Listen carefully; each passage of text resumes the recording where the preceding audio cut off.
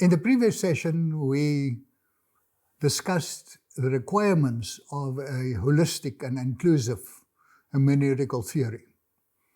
In this session, we will look specifically at the importance of developing a historical consciousness when doing hermeneutics.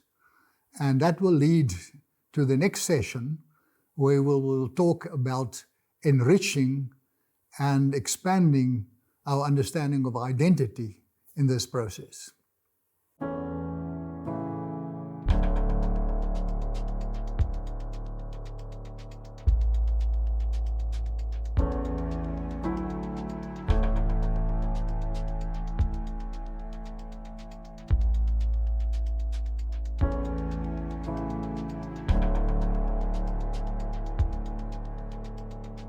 A good sense of what history is, how it is formed and how it is written, could be of great value to anybody that engages in hermeneutical studies. We've already seen that the world behind the text is an important area of investigation.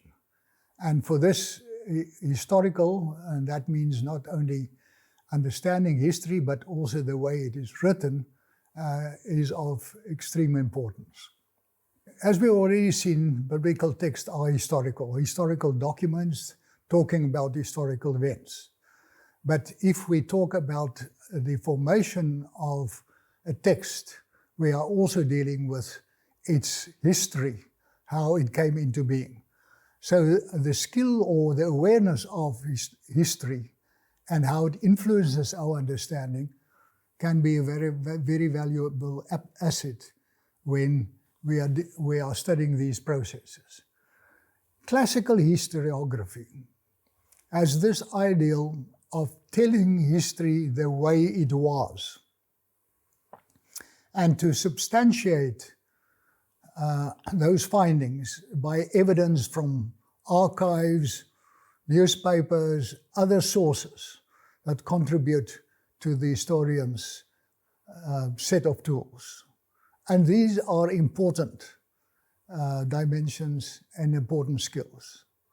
But the fact of the matter is, there is no definitive report of events of the past that everybody will agree and accept. There are hundreds of histories about the Second World War, each from its own perspective and each from its own angle of understanding. Certainly, they could agree about the day that hostility started or when peace was concluded. So these sort of basic milestones are not in dispute. It is what the meaning is of these events, what the sequence was, and what caused others. I mean, there is a long debate about what really caused the First World War. What were the events that eventually led to that? So, despite the fact that historians are looking for the true facts, namely, wie es eigentlich gewesen sei, in the terms of Van Ronke, they never succeed in finding and writing that definitive report. Now, the discovery that history really is on very shaky ground, which was called in the history of the writing of history, the so-called linguistic turn. That is to understand that language and the way that narratives are constructed has a big influence in the way that history is written. That has really brought shockwaves through the science of writing history. And many people started despairing the possibility of writing true and valid history. And that led to, the debate was called, what is the difference between fact and fiction? And then the third time come into being faction, but which is really an attempt to say it is a combination of both of these. But what lies behind this problem? What lies behind the problem is the fact that when we write history or construct history, we select certain events. It's impossible to record the totality of history of what has happened. That is totally impossible.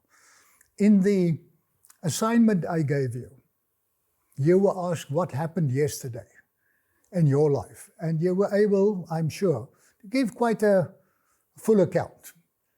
What happened a week before was a little bit more uncertain, and you had to think very hard. But if I ask you what happened 10 years from that day, I'm sure you might be able to say, I was in this place, but to recall what has happened is practically impossible. So the fact of history and history writing is selection. We take certain events for a specific reason, and then we construct a narrative.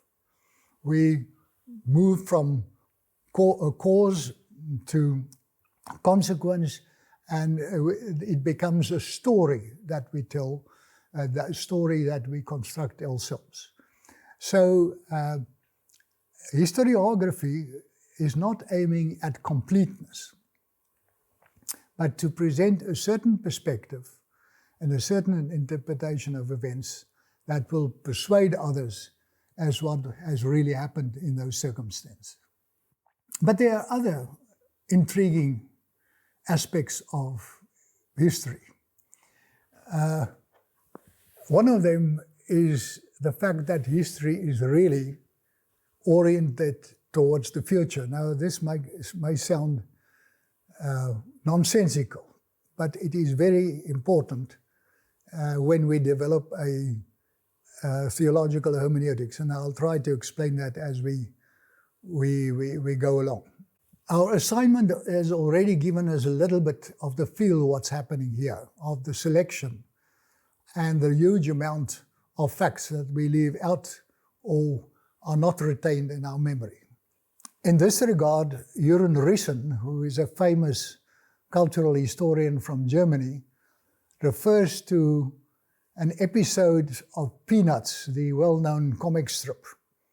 In this episode, Charlie Brown and Linus are lying in the grass. And Linus then, various philosophical says, I think it's wrong just to worry about the past.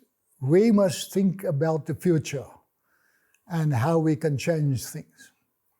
And then there's silence, and they're still in the grass thinking. And then Charlie Brown answers, well, I was still hoping that yesterday can become better. Now, this phrase, can yesterday become better, is typical of what the tension is when we talk about historiography. Now, certainly, yesterday can't become better by rewriting history or denying what has happened. But that's not the intention. What Rissen points out, the more we delve into the past, the better we understand that.